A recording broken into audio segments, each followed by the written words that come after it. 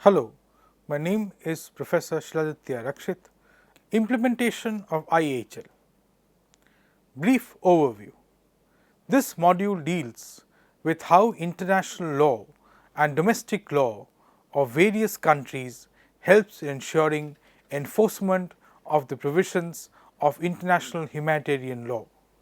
It also discusses the twofold duty of the state parties towards the enforcement of the IHL. Further, the module discusses the results of breach of IHL and how the International Criminal Court treats it. Also, the module gives a brief overview on why various countries like India are not yet a member state of the Rome Statute of the International Criminal Court. Learning objective. This module aims to develop an understanding about how the international humanitarian law is enforced by the states and the International Criminal Court. It also briefly explains the readers about the role of the International Criminal Court with respect to the international humanitarian law. Introduction. International humanitarian law was devised with war in mind and with the aim of getting parties to a conflict to behave according to the rules applicable in such times.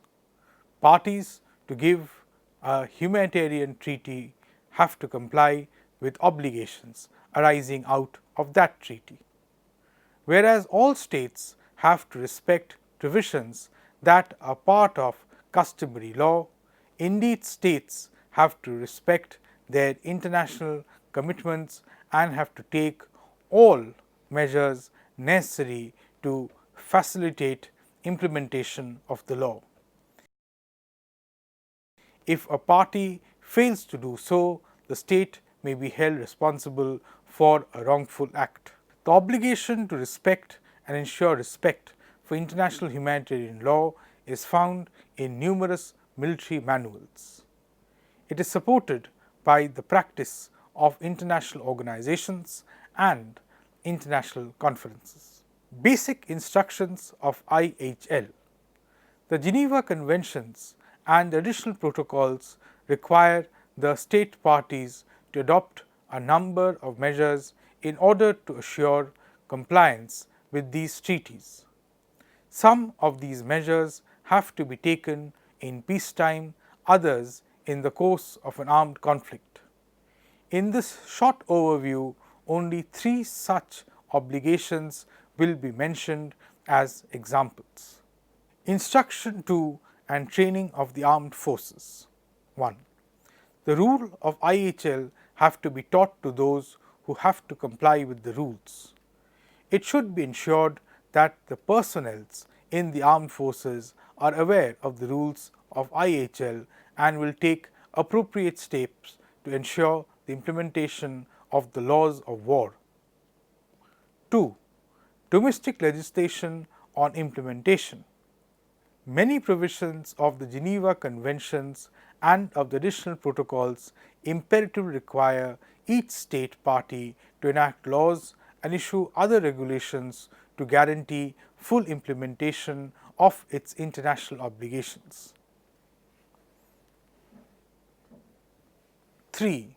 Prosecution of person who has committed grave humanitarian breach. Any state party under whose authority they find themselves must prosecute such persons. The state may, however, extradite the suspect to another state party that is willing to prosecute him. Individuals accused of violating humanitarian law may also be tried by an international criminal court. The duty of the state to enforce and respect the international humanitarian law has been stated in the Geneva Convention as well as additional protocols. The military manuals of various states add up to the duty and ensure further enforcement of the international humanitarian law.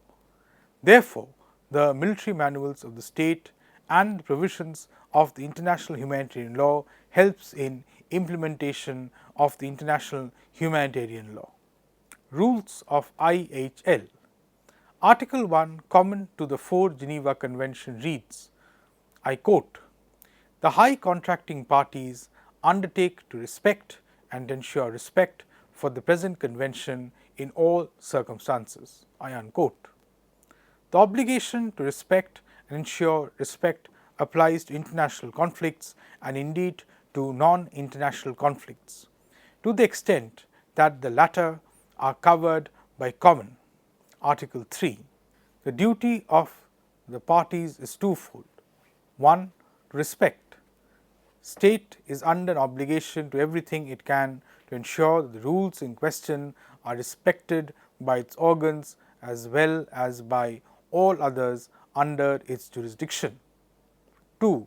To ensure respect, states whether engaged in a conflict or not must take all possible steps to ensure that the rules are respected by all and in particular by parties to the conflict. ICRC as institution plays a major role in the implementation of the IHL. The article makes it an obligation to follow the rules of IHL by mentioning that high contracting parties have to follow the rules in all circumstances, making it an obligation for the parties.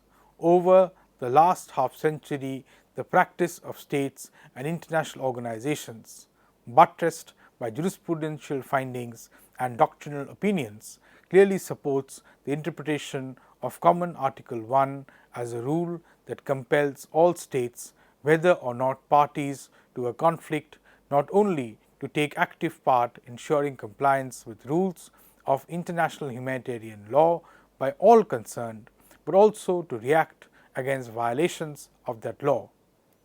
It is now widely accepted that the obligation contained in Common Article 1 is binding on all states and competent international organizations. The Common Article 1 clearly indicates that the state is under obligation to do everything it can to ensure that the rules of international humanitarian law are respected both by its organs and by other entities under its jurisdiction. Customary international law refers to international obligations arising from established state practice as opposed to obligations arising from formal written international treaties. According to Articles 38 Clause 1 Subclause B of the ICJ statute, customary international law is one of the sources of international law. The customary law can be established by showing 1. State practice and 2. Opinion juris. Customary international law has listed several rules to be followed by the parties to the armed conflict. Some of the rules regarding implementation are as follows. Rule 139. Each party to the international humanitarian law must respect and ensure respect by its armed forces and other persons or groups acting in fact on its instructions or under its direction or control. Rule 142. State and parties to the conflict must provide instructions in international humanitarian law to their armed forces. Military manuals of states. Apart from the rules set by IHL, the military manuals of various nations also assist in the enforcement of international humanitarian law. The U.S. Army Field Manual. The U.S. Field Manual 1956 states, I quote, "The treaty provisions quoted herein will be strictly observed and enforced by United States forces without taking into consideration to whether they are legally binding upon the country." It adds, "The unwritten or customary law of war are binding upon all nations. It will be strictly observed by the United States forces." The U.S. Naval Handbook 2007 states, It is the policy of the United States to apply the law of armed conflict to all circumstances in which the armed forces of the United States are engaged in combat operations, regardless of whether such hostilities are declared or otherwise designated as war. The law of armed conflict, as embodied in customary international law and all treaties to which the United States is a party, binds to U.S. service members. Germany Military Manual. Germany's Military Manual 1992 provides, I quote, "The members of the Federal Armed Forces are obliged to comply and ensure compliance with all treaties of international humanitarian law binding upon the Federal Republic of Germany." The manual further states, "It shall be a natural duty for a member of the Federal Armed Forces to follow the rules of international humanitarian law. With whatever means wars are being conducted, the soldier will always be obliged to respect and observe the rules of international law and take them as a basis for his actions. Non-compliance with instructions. International humanitarian law is the customary and treaty-based international positive law which acts to limit the means and methods of warfare and to protect the victims of armed conflicts. IHL thus becomes the sole rescuer of the human rights in times of armed conflicts. Breaches of this international humanitarian law constitute war crimes, which can be prosecuted by the sovereign states. The International Criminal Tribunal, following the international criminal law, can also try these crimes, so the breach of international humanitarian law precedes the international criminal law coming into action. Breaches of the provision of international humanitarian law can be encapsulated in the following ways. Grave breaches are those violations of the Geneva Conventions that are considered especially egregious and are considered to be of such gravity and magnitude that they warrant their universal prosecution and repression. Grave breaches are crimes committed against those persons and objects designated by the conventions as specifically protected. These include persons hors de combat, the wounded, the sick or shipwrecked, prisoners of war and civilians subject to a territorial control of the retaining power or under the belligerent occupation of an occupying power. Objects protected under the convention include medical transports and medical units, non-defended localities and demilitarized zones, and objects of cultural, historical or spiritual importance. Such offences are perceived as attacks on the international order. War crimes are the violations of IHL. They include grave breaches but are not limited to them only. War crimes are acts and omissions that violate international humanitarian law and are criminalized in international criminal law.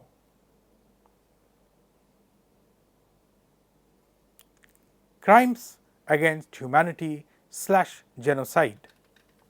Crimes against humanity are understood as crimes committed systematically in accordance with an agreed plan by either a state or an organized group. It can be committed at the time of peace or war. Acts such as killing members of a group, causing serious bodily harm to members of the group, deliberately inflicting on the group conditions of life calculated to bring about its physical destruction in whole or in part, imposing measures intended to prevent births within the group and or forcibly transferring children of the group to another group with the intent of annihilating the group altogether. Like crimes against humanity, a connection to an armed conflict is no longer necessary for acts of genocide to be made out. While the conventions and protocols do not provide for the concept of war crimes or grave breaches in non-international armed conflicts, customary international law has developed over the last few years to acknowledge that violation of Common Article 3 and some violations of Protocol 2 do indeed amount to war crimes. The Rome Statute of the International Criminal Court, the ICC, includes non-international armed conflicts within its ambit, making violations of Common Article 3 of the Geneva Conventions and Protocol 2 a war crime. Who files the case in case of breach? State. In the Israel-Palestine conflict, the state of Palestine are to lodge their first complaint against Israel for the alleged war crimes committed by them. International or mixed tribunal. In November 2011, after 2 years of investigation by the Kuala Lumpur War Crimes Tribunal or KLWCT, a unanimous verdict found George W. Bush and Tony Blair guilty of crimes against peace, crimes against humanity and genocide as roles of their role in Iraq war.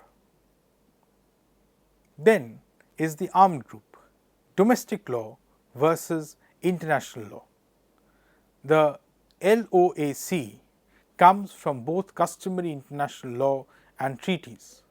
Customary international law based on practice that nations have come to accept as legally required, establishes traditional rules that govern the conduct of military operations in armed conflict.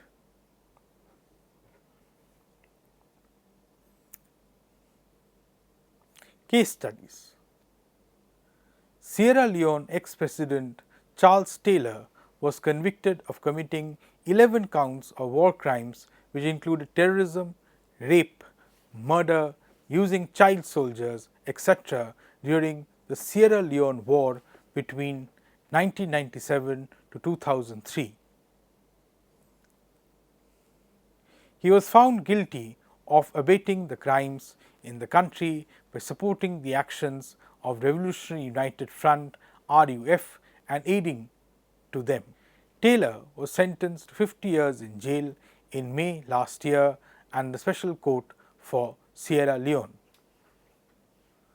Saddam Hussein was the 5th president of Iraq, serving from 1979 to 2003. While in power, he controlled the industries and banks of the country. Saddam Hussein's the only government ever to use lethal chemical weapons against its own citizens. It did so as a part of a long-term campaign against the Kurds, in which some 4,000 of their villages were completely destroyed, many towards the end of the Iraq-Iran War 1987 to 1988. The government also carried out heavy and indiscriminate retaliation against Shiite communities that took part in the march in 1991.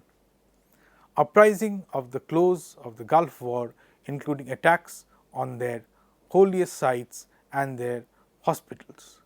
In 2003, a coalition led by the US and the UK invaded Iraq to depose Saddam, in which US President George W. Bush and the British Prime Minister Tony Blair accused him of possession of weapons of mass destruction and having ties to Al-Qaeda by the Iraqi interim government for crimes against humanity. The Coalition Provisional Authority voted to create the Iraqi Special Tribunal or the IST, consisting of 5 Iraqi judges. on 9 December 2003 to try Saddam Hussein and his aides to charges of war crimes, crimes against humanity and genocide. He was executed by hanging in 2003. Omar al-Bashir came to power in Sudan through a coup in 1989. His coming into power was followed by the intense war between the north and the southern part of the country. This led to the death of over 2 million people and left over 4 million people displaced. Years of abuses by the government, military forces and militia set a stage for genocide in Darfur. In 2008, the International Criminal Court alleged that Bashir was criminally responsible for individual charges like genocide, crimes against humanity and war crimes committed in Darfur. There have been charges of ethnic cleansing of the Fur, the Masalit and the Zaghawa tribes of Sudan. Various warrants have been served to Bashir, but Sudan has refused to comply with them since it is not a state party to the Rome Statute, which led to the establishment of a ICC. Bashir is the first sitting head of a state to be indicted by the ICC. Now, the ICC debate. The current system of international criminal law works through international ad hoc tribunals, internationalized or mixed tribunals, the International Criminal Court as well as national courts, military tribunals and ordinary courts. One of the legal consequences of framing an act as an international crime is that it may give rise to what is called universal jurisdiction, which allows any state to try alleged perpetrators even in the absence of any link between the accused and the state exercising jurisdiction. The International Criminal Court was developed in 1990s after the huge popularity of the Yugoslavia and the Rwanda tribunals. In 1998, the Rome Statute was concluded. In July 2002, the statute was ratified by enough state 60 to come into force, bringing the court into operation. They became the first permanent international tribunal with jurisdiction over war crimes, crimes against humanity and genocide. The ICC can only try individuals, not states, for these crimes. The ICC, which began to operate in 2002, has a mandate to try cases involving war crimes, crimes against humanity and genocide. The court is intended to complement existing national judicial systems and can exercise its jurisdiction only if national courts are genuinely unwilling or unable to investigate or prosecute such crimes. Article 17 of the 1998 Rome Statute of the ICC was established to curb the need of independent criminal court to resolve the issues in case of heinous crimes of international concerns. However, only 123 countries are state parties to the Rome Statute of International Criminal Court. Asian countries like China, India, Sri Lanka, etc. are not the state parties to the treaty. The United States of America and Russia also have not assented to the treaty yet. The fundamental principle of the Vienna Convention of the Law of Treaties is that no state can be forced to accede to a treaty or be bound by the provisions of those treaties if it has not accepted it. But the Rome Statute of International Criminal Court gives extraordinary power to the United Nations Security Council to bind the non-state parties to the convention. This means that in case of countries like India even though it has not acceded to the convention, the ICC can take actions against it in case of any breach of the IHL laws if the Security Council feels that the breach is grave enough. The primary objective of India to the Rome Statute are: 1. Subordination of the ICC by the United Nations Security Council. The United Nations Security Council has the power to refer the cases to the ICC and also to block ICC proceedings. 2. Power of individual prosecutors. India thinks that the statute has vested wide powers in the hands of an individual prosecutor to investigate and trigger jurisdiction. And 3. Inclusion of nuclear weaponry and terrorism. India proposed the inclusion of nuclear weapon and terrorism as the crimes within the purview of ICC, but the proposal was rejected. Thus, even though India has not ratified the provisions of ICC, it can be charged if the Security Council feels that India has committed any grave breach of the IHL laws. Thank you.